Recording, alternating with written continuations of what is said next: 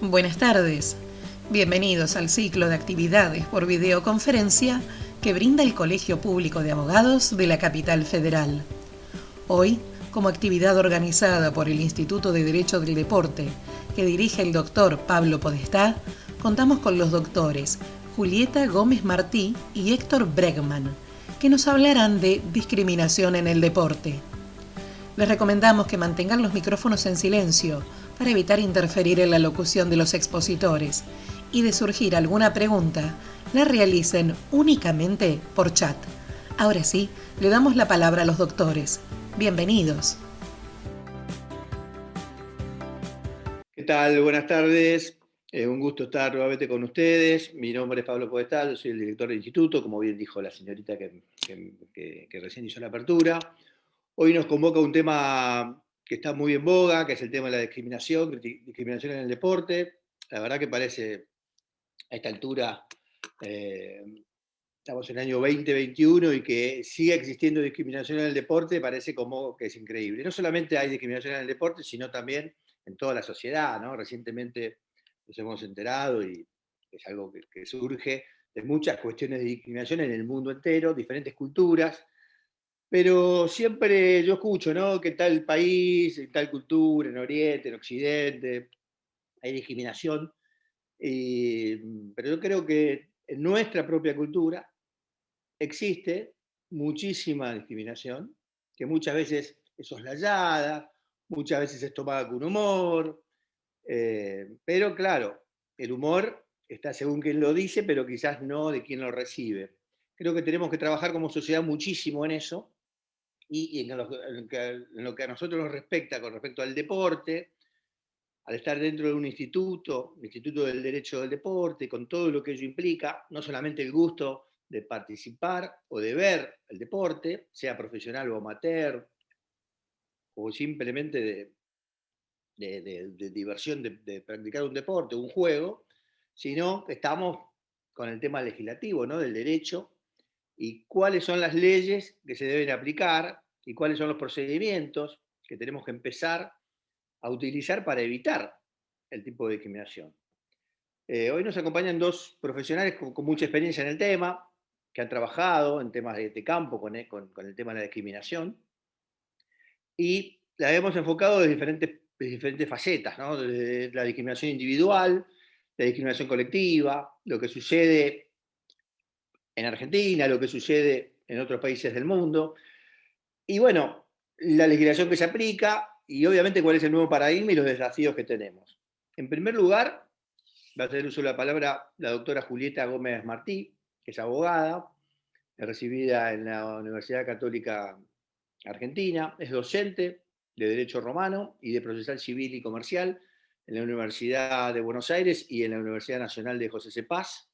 Es docente de Educación Media en el Colegio Santa Brígida, miembro del Instituto de Derecho Romano del Colegio Público de Abogados, y además tiene una particularidad, ¿no? Que es árbitro de boxeo de la Federación Argentina de Box y miembro de la Comisión de la Mujer de la Federación Argentina de Box. Y además vamos a tener el placer de escuchar su voz porque es estudiante de locución en el ISER. Así que en esta primera parte vamos a tener el gusto de escuchar una muy buena voz y además todos sus conocimientos con respecto a lo que es la discriminación en el deporte. Un gusto, como siempre, Julieta, de tenerte disertando para el instituto. Hola, bueno, muy buenas tardes. Muchísimas gracias, sobre todo por lo de la voz. Soy todavía muy incipiente, pero muy orgullosa de estar o formar parte del ISER que tantas herramientas lindas me están dando y sobre todo también para formarme en esto, ¿no? Muchísimas gracias al instituto, al doctor Podestá, al doctor Bregman. Me tocó jugar como Messi en el PSG con todos los jugadores. Y bueno, vamos a empezar con el tema que nos atañe, agradeciéndoles a todos ustedes esta presencia. Es muy importante ver a profesionales del derecho que se quieran formar en temas de discriminación que tienen tantas vertientes y tantas variantes para poder otorgar soluciones adecuadas, equitativas y que correspondan al caso concreto. Y también este tipo de charlas sirven para que sean difundidas entre los atletas, las autoridades, y cuando me refiero a autoridades me quiero referir a jueces y árbitros, y obviamente a la dirigencia deportiva. Siempre que me convocan a este tipo de charlas, me encuentro con la primera dificultad, que es de encontrar un material sistemáticamente organizado y leyes que se encuentren en un compendio, como tan acostumbrados estamos los letrados a recurrir a estas herramientas para poder solucionar un tema.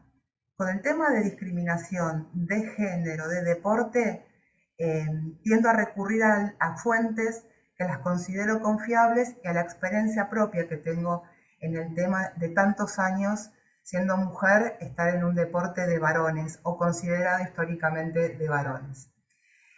La ONU habla de discriminación como un acto por el cual alguien arbitrariamente, de algún modo, menoscaba el pleno ejercicio sobre bases igualitarias de derechos y garantías fundamentales reconocidos en nuestra Constitución Nacional.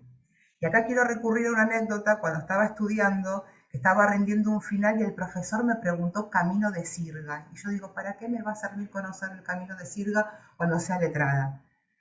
Y el profesor me contestó con mucha integridad y me dijo, los abogados tenemos que ser creativos. Entonces, creemos que existe una insuficiencia legislativa para hacer frente a este tipo de situaciones que se plantean dentro del deporte, la discriminación. Entonces, no es que no tenemos leyes, probablemente, y acá hago un poco, voy a empezar a delinear determinados hashtags o comillas, la visibilización que se le tiene que dar dentro del deporte y en la sociedad en general a los temas de discriminación. ¿Por qué? Porque la persona discriminada o el colectivo discriminado termina siendo revictimizado por el mismo sistema o la misma entidad que no le da una respuesta a esta situación. Y por eso las problemáticas atinentes a la discriminación debemos tratarlas de manera sencilla, creativa y abriendo espacios de diálogo y de capacitación atendiendo el caso concreto. Y obviamente generar un fuerte compromiso en el caso concreto teniendo en cuenta las características de este caso.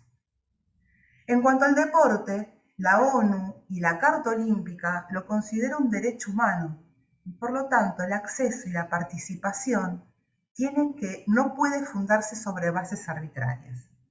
El deporte es crítico para el desarrollo de los niños y por lo tanto es el mismo deporte que le va a enseñar y formar al niño no solo en las cuestiones deportivas en sí mismas, sino disciplina, organización, hábitos saludables. Y tampoco queremos idealizar. Lo cierto es que el deporte otorga una fuerza económica muy significativa porque genera empleos, contribuye al desarrollo local, al desarrollo internacional. Y entonces esto va generando y creando vínculos entre los distintos actores de la escena deportiva. ¿Qué es entonces la discriminación en el deporte? La discriminación en el deporte va a incluir todo tipo de acto o omisión que es llevado a cabo por una entidad deportiva o por sus miembros y va a tener como fin segregar, apartar, estigmatizar a una persona o a un colectivo. Cuando me refiero a colectivo, me hago referencia al caso Jessica Melimán, que en breve lo voy a pasar a analizar procesalmente y en cuanto a la legislación. Pero siempre la discriminación en el deporte está sustentada sobre una base subjetiva, antojadiza o arbitraria. Y sin lugar a dudas, este acto discriminatorio desfavorece y agrede a ese individuo que es considerado diferente, al menos en los ojos de quien está ejerciendo el acto discriminatorio u omitiendo, haciendo como consecuencia que el efecto sea la discriminación. Concretamente, discriminar va a implicar ofender y violentar, agravado con el hecho de que esta violencia puede provenir de la misma entidad o de un grupo de sus miembros o de uno de sus miembros. Obviamente que con esto no quiero desmerecer otros tipos de violencia o de actos discriminatorios que están vinculados con la violencia física o psicológica, que también son repudiables.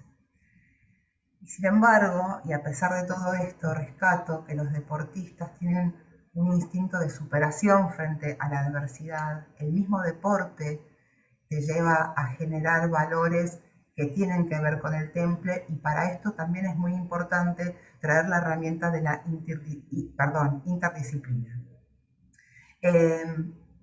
Esta discriminación de la que estábamos hablando y detallando puede ser sobre el género o por una situación de religión, y también puede traer como consecuencia un bajo rendimiento en la performance deportiva de aquel que lo padece. Quiero dejar en claro también que el Poder Judicial debería ser el encargado último de poner fin a estas situaciones.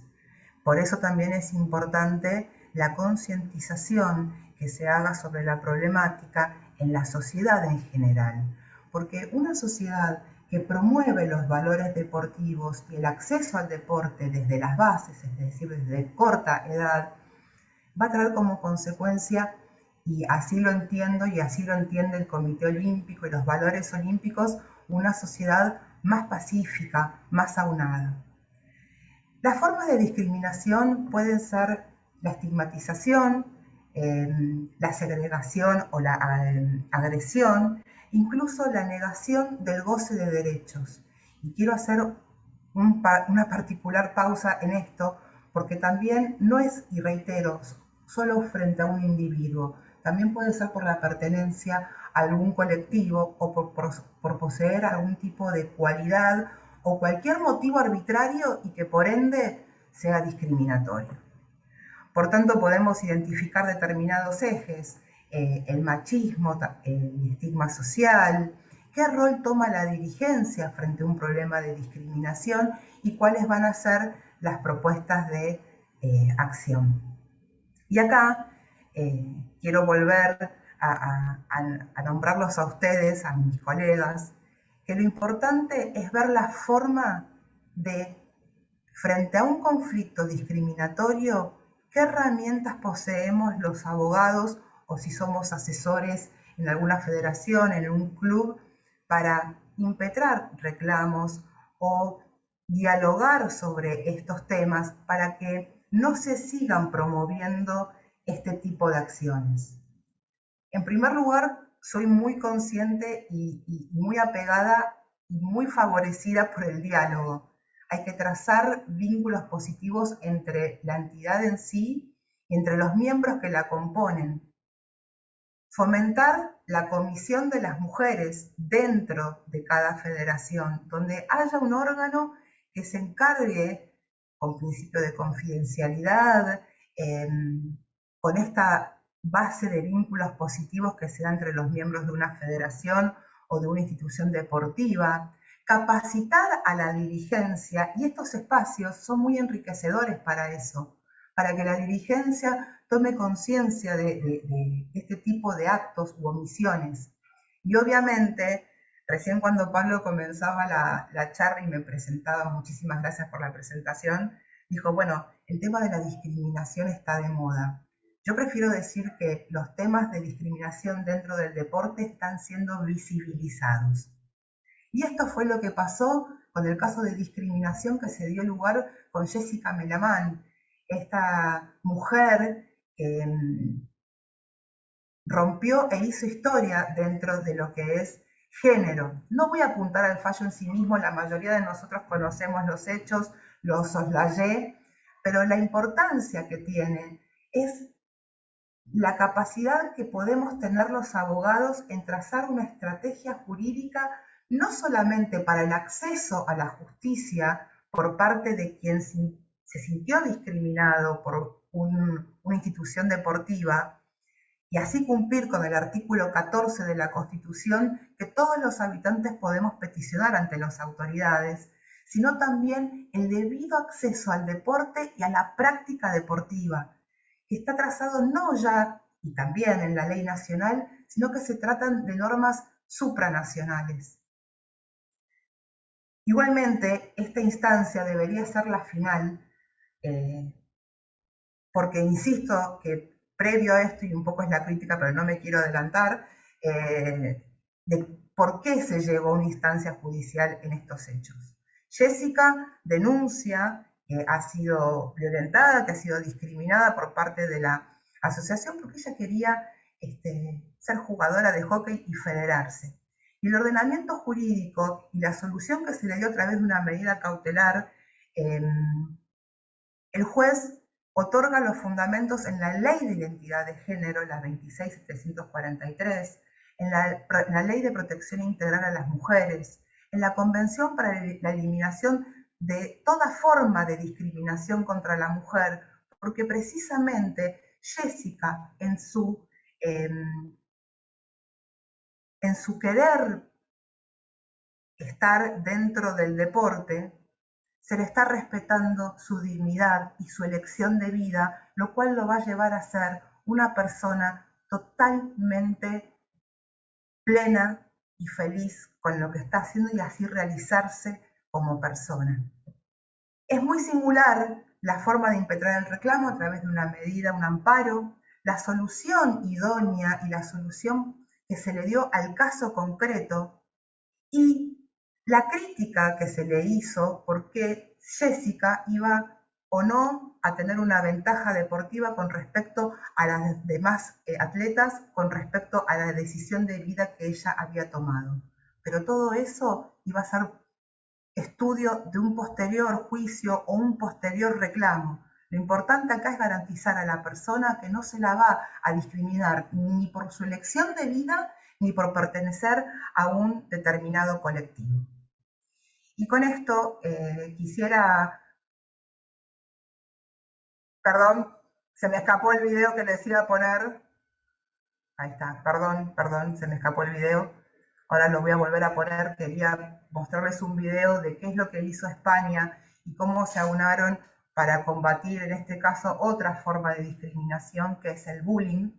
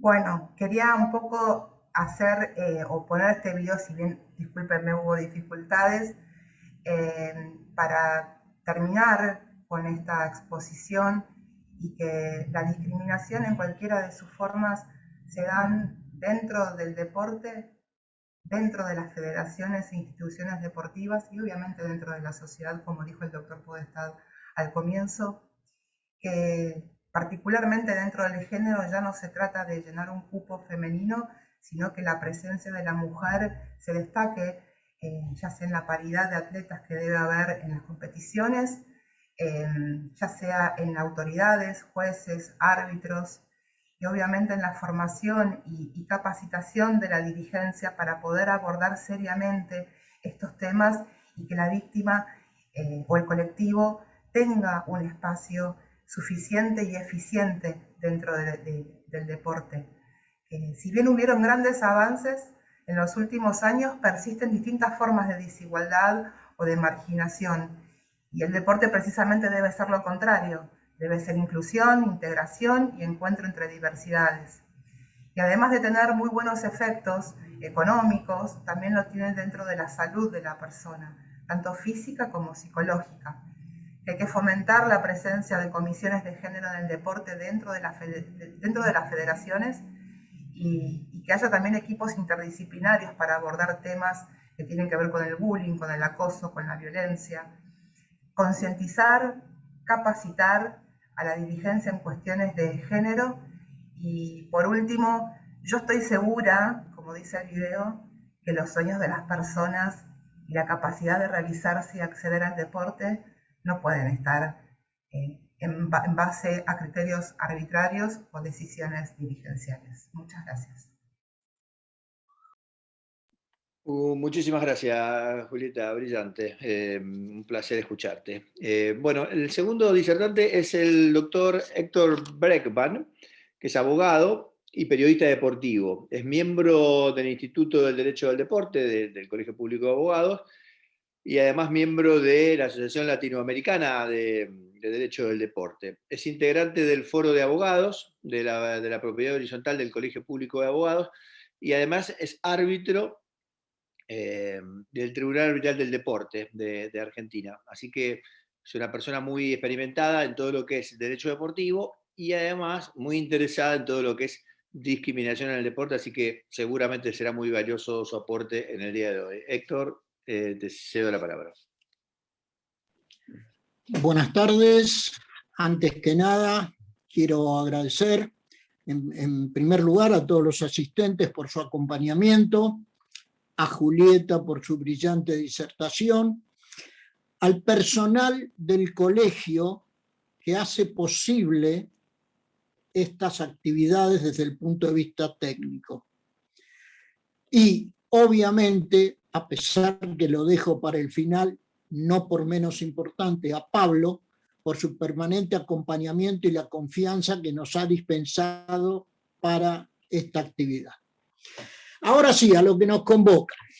La actividad que hoy nos convoca, tal cual está ampliamente anunciada, combina dos conceptos: discriminación y deporte. Y como cada vez que tengo que hablar en público suelo explicitar claramente cuál es mi objetivo o mi intención en una charla, y es tratar que todos puedan arribar a alguna conclusión que consideren válida. Yo creo que abordar, comprender y sobre todo transmitir lo que está alrededor, lo que se desprende del tema sobre discriminación, encierra muchísima complejidad. Suelo decir que es más fácil aprender griego o latín en un curso dado por Moldavsky, pero bueno, vamos a tratar. ¿Por qué decimos esto? Debe haber pocas figuras tan replicadas en la historia como la de la discriminación en sí. Busquemos donde busquemos, alrededor del mundo, conocido, civilizado, aparecen claras muestras de diferentes formas de discriminación a lo largo del tiempo. Por su parte, hoy el deporte es claramente aceptado como otra manifestación de cultura. Por lo tanto, y pido especial atención, resulta claramente, digamos, natural que dentro de la actividad o a partir o en torno a la actividad deportiva se presenten expresiones, manifestaciones de distinto tipo, actos que son ejemplos claros de discriminación. Ojo, pido especial atención, porque dije, es natural comprender que puedan existir. De ninguna manera estoy justificándolo y menos aceptando esto. Quiero dejarlo clarito. Pero vamos a ver, ¿qué quiere decir discriminar? Más allá de que es una expresión vastamente explicitada y con diferentes tipos de acepciones. En el mundo hay diferentes tipos de definiciones. Una la mencionó claramente mi colega y amiga Julieta. Yo voy a dar otra que no controvierte lo que ella ha expresado. Discriminar es seleccionar excluyendo. Esto es, para ser preciso, dar un trato de inferioridad a personas o grupos de personas por distintas causas. Puede ser por su origen étnico, por su nacionalidad, por su religión, por género, por sus opiniones, por salud, por su estado de salud, discapacidades, etcétera, estado civil u otras causas. Pero tendríamos que preguntarnos, a partir, en mi opinión, ¿por qué suelen aparecer tan difundidas estas manifestaciones como antes señalamos y como todos vamos a ver con ejemplos que en pocos minutos voy a tratar de nombrar? ¿Por qué aparecen como tan difundidas? ¿Qué es lo que hace que en distintas partes del mundo, en distintos eventos de cualquier tipo, frente a distintas situaciones, aparezcan estas manifestaciones de discriminación? Obviamente hay un matiz que sugiero advertir claramente. Ese matiz está signado por las diferencias. Cuando un grupo o una persona segrega, discrimina, etc. ¿A quién? Al que considera diferente. Lo considera diferente a partir de no coincidir con su forma de pensar, no le gustará la religión, etcétera, etcétera, etcétera. Y esto genera expresiones, actos, algunos de ellos de connotaciones terribles. En pocos minutos veremos a cuáles los voy a nombrar, me refiero. ¿Y por qué estas personas que discriminan, que no son pocas, personas o grupos que discriminan, lo hacen y se permiten darle a otros un trato de inferioridad? Porque si yo segrego a alguien es porque no lo considero apto para estar dentro de un evento, una reunión o participar de algo conjuntamente. ¿Por qué? Acá es interesante, yo suelo hacerlo, traten de hacerlo ustedes privadamente, no podemos hacerlo oralmente, pero vamos, yo los invito a que ustedes mismos se hagan la siguiente pregunta. No es necesario que la contesten ni que la pongan en el chat. Apelo a su sinceridad, a su conciencia. ¿Alguna vez ustedes discriminaron? Y seguramente se van a encontrar con alguna respuesta tal vez sorprendente, sorpresiva para ustedes mismos. ¿Por qué?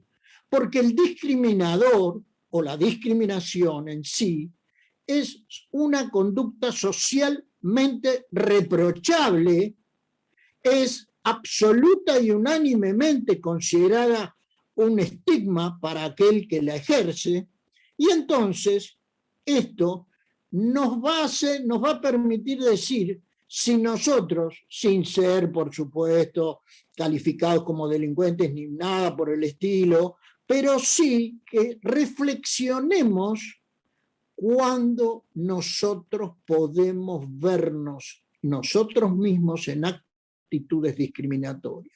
Y recuerden que puede ser por cualquier causa, no solamente discriminar al otro por, como dije antes, por la etnia, por la nacionalidad, pigmentación, religión, género, edad, opiniones, salud, discapacidades, hasta el estado civil.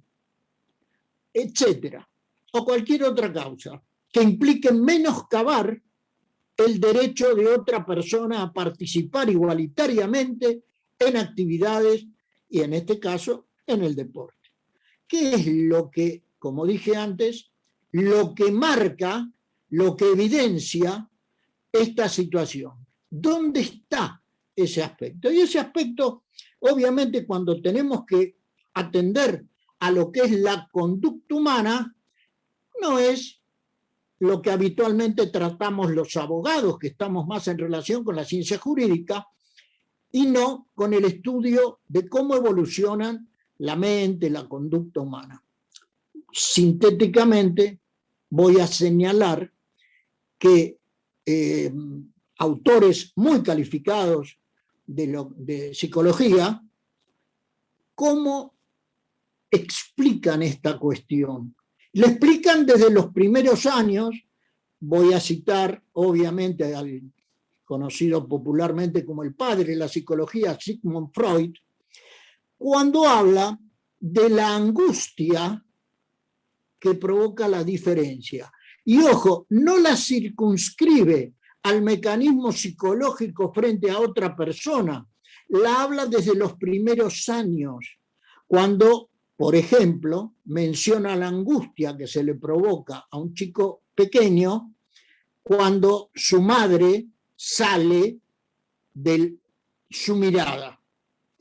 Entonces, ¿qué pasa? Vemos que cómo se inicia esto es producto de una angustia, de un temor. Obviamente, otro gran pensador y psicólogo, como Lacan, enmarca todo esto con un concepto. El concepto es muy interesante, en mi opinión, lo cito nada más y voy directo a lo nuestro, es el principio de la otredad. Cómo percibimos al otro al que nosotros vemos como diferente. Sentado esto, tendríamos que ver estos conceptos dentro de cómo pueden haber jugado en la historia del deporte. Para eso es preciso concretar cómo se dan, y voy a referirme, aclaro, por razones de tiempo obviamente, a los grandes eventos históricos en donde van ustedes a ver reflejados en distintas manifestaciones, de distinta forma, algunas hasta simples palabras, simples gestos, hasta llegar al terror, a la violencia, en la cual se han manifestado este tipo de situaciones. Todo el abanico van a estar representados en estas figuras. Para hablar del deporte y de los grandes eventos, es necesario tener un comienzo. Ese comienzo, cuando yo hablo de deporte, hablo del juego más la competencia reglamentariamente organizada, doy esta definición. Entonces voy a remitirme a lo que son los conocidos como los primeros Juegos Olímpicos de la antigüedad, primera sociedad que estructuró estas competencias de Juegos Olímpicos fue la griega. En esos periodos en los cuales se dejaba de combatir para ir solamente a las competencias de juego, esos eran o fueron reconocidos como los primeros juegos organizados, se los llamó olímpicos.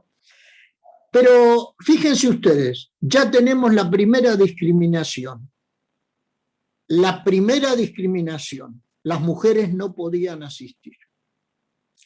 Entonces, ¿qué se buscaba en esos juegos? Había un trípode que se suele sintetizar en más alto, más rápido, más fuerte, que era lo que se buscaba como objetivo de esas competencias deportivas. ¿Y qué pasaba en ese momento? Las ciudades-estados griegos mandaban a sus mejores competidores a competir, sus mejores atletas a competir con otros. Obviamente, muy reducidas las prácticas deportivas en ese momento, y cada uno presentaba a sus representantes, a sus campeones, digamos, si se prefiere, en las distintas competencias, y cada una con un objetivo. Es así como, por ejemplo, una de esas antiguas sociedades, ciudades, Estado, tenía un fin evidentemente de producir los mejores guerreros, los más luchadores, los más aguerridos, fue Esparta.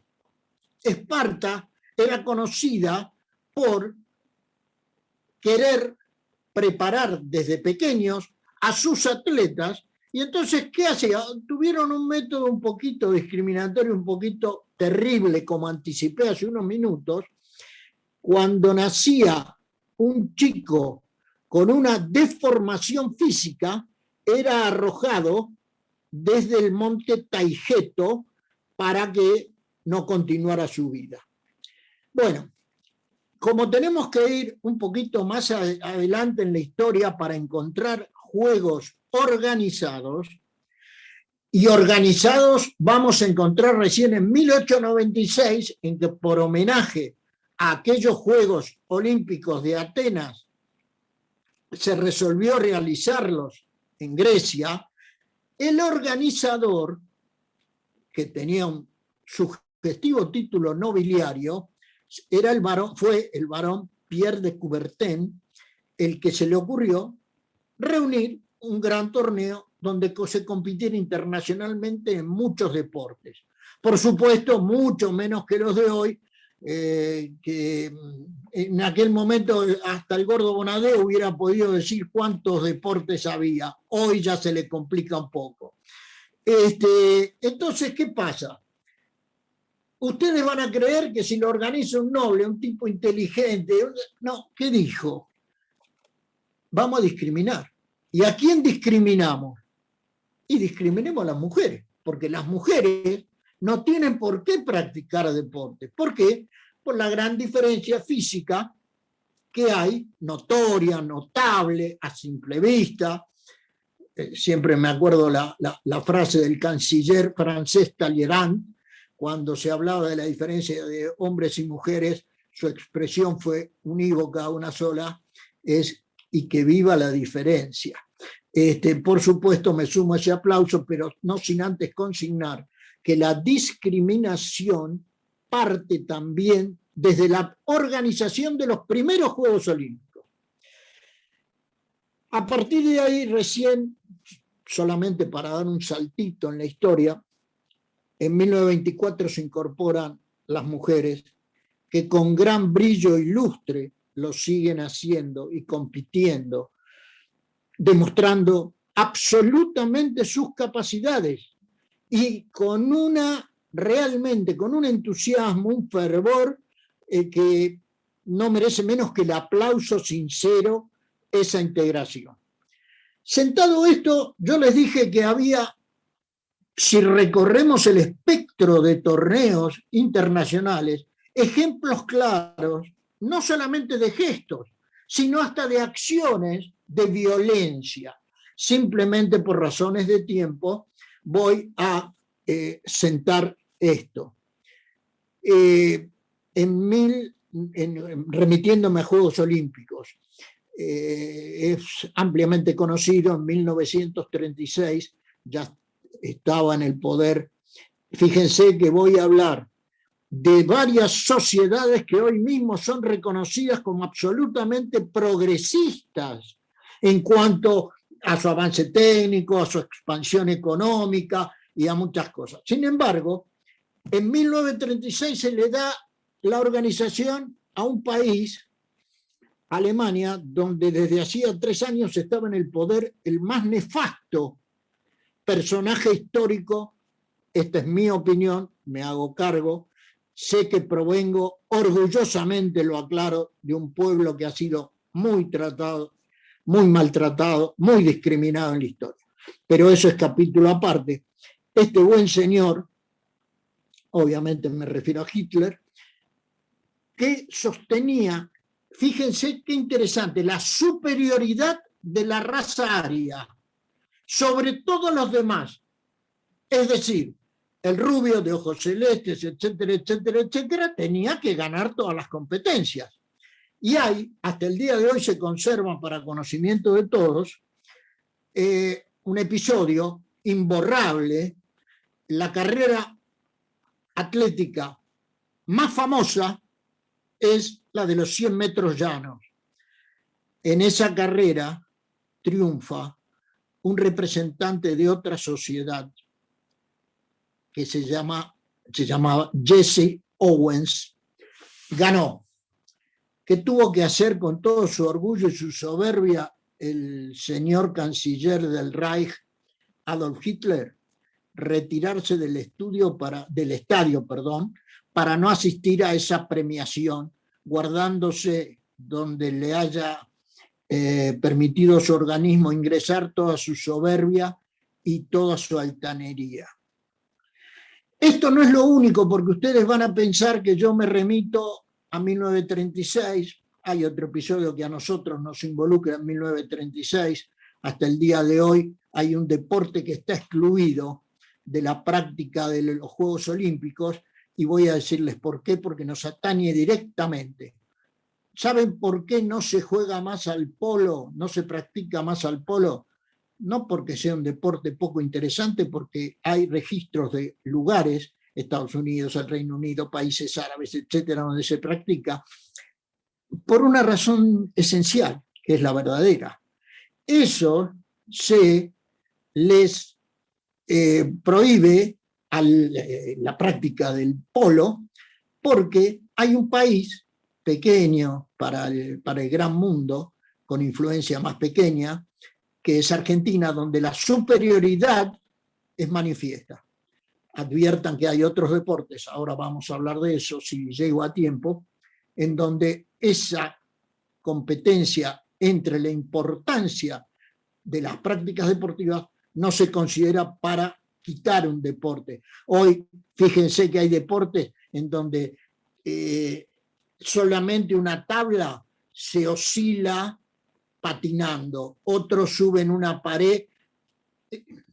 Bueno, no sé cuál será el atractivo. Dejo esto como sinónimo de cómo nos han a nosotros marginado y discriminado. Pero quiero señalar, antes de terminar, dos cosas. No es el único ejemplo que encontramos de discriminación en grandes eventos y en sociedades. En 1968 se produce, al cabo de la carrera de 200 metros llanos, es ganada por un norteamericano. Ese norteamericano y el tercero, que es medalla de bronce, deciden hacer el saludo de las Panteras Negras, que era un grupo que defendía los derechos civiles en la sociedad norteamericana de la gente de color. Entonces, obviamente, hacen ese saludo estando en el podio, naturalmente les quitan después las medallas, etcétera, etcétera. Esto me sirve para fundamentar algo más. Todos nosotros sabemos que hay dos deportes en donde la superioridad de esos equipos es universalmente reconocida por sus logros. Uno, en el básquetbol, la sociedad a la cual me refiero es la norteamericana, con su famosa NBA. Para que todos sepan, en la NBA, hasta la década del 30, brillaban dos grandes equipos, por supuesto que no jugaban en la NBA. Eran los New York Reds y los Harlem Globetrotters, integrados por jugadores de color. ¿Saben ustedes en qué año se aprobó la integración de equipos, digamos, mixtos? 1950. Recién a partir de ahí. Y hay episodios que no llego a relatar por una cuestión de tiempo, que evidencian el grado de discriminación. Y estoy hablando nada más ni nada menos que de la sociedad estadounidense, que había tenido una guerra de secesión un siglo antes. Simplemente podría seguir un ratito más, pero veo el reloj, veo la cara de Pablo y sé que en cualquier momento me saca tarjeta amarilla Por lo tanto, me despido con un solo concepto, perdón Pablo, que quiero dar. Va a ser muy difícil erradicar todo esto. Es muy difícil. Pero el mundo tiene que saber que para abolir todo esto y el concepto de la discriminación, hay un solo antídoto, hay una sola vacuna que está tan de moda hoy. Tiene un nombre y apellido, sintetizado en una palabra. Es educación. En la medida en que se eduque debida y correctamente, se encauce a los jóvenes, dentro de mucho tiempo, seguramente no lo veré yo, pero se va a terminar algún día, esperemos, con todo esto. Han sido ustedes muy amables, quedo a disposición de lo que determinen. Gracias. Gracias, Héctor, muy claro y brillante tu exposición también. Había una pregunta ahí en el chat, y si los oyentes quisiesen hacer alguna pregunta, la pueden hacer a través del chat. Una pregunta que iba dirigida a Julieta. ¿Qué opinaba respecto a la poca difusión, casualmente, de los Juegos Paralímpicos de Tokio 2020? Yo creo que no puedo dar una respuesta única al tema. El tema de la visibilización del deporte en cualquiera de sus formas me parece que es lo mejor. Sin embargo, hubieron muchos atletas como, si no me equivoco, Gustavo Fernández, que no aceptó el tema de recibir un premio porque lo habían nominado, lo habían establecido como un atleta paralímpico, no como un deportista. Y por otro lado, hay también muchas quejas con respecto a las casas de ortopedia y demás, porque podrían ser perfectos sponsors de estos juegos o de este tipo de juegos.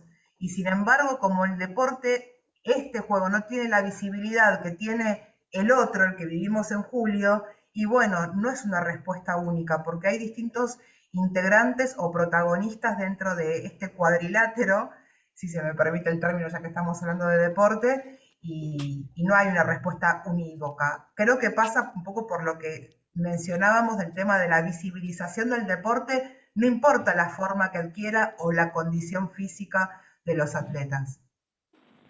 Hay otra pregunta que hace Alicia Otazu, que dice, haciendo referencia a los Juegos Olímpicos de los cuales estaba hablando Héctor, si en esos Juegos Olímpicos tampoco se permitió la participación de los atletas judíos de Estados Unidos. Es correcto. El tema pasó por una circunstancia muy particular, que era la oposición de los alemanes, pero bueno, nos metemos en otro terreno, pero lo voy a hacer. Fue un tema más político que de organización deportiva. Era público que el embajador de Estados Unidos en Alemania era pro-nazi, pariente de un expresidente. Entonces, esa combinación, digamos, llegó a oídos del Comité Olímpico de Estados Unidos, por así decirlo, era notorio, era público.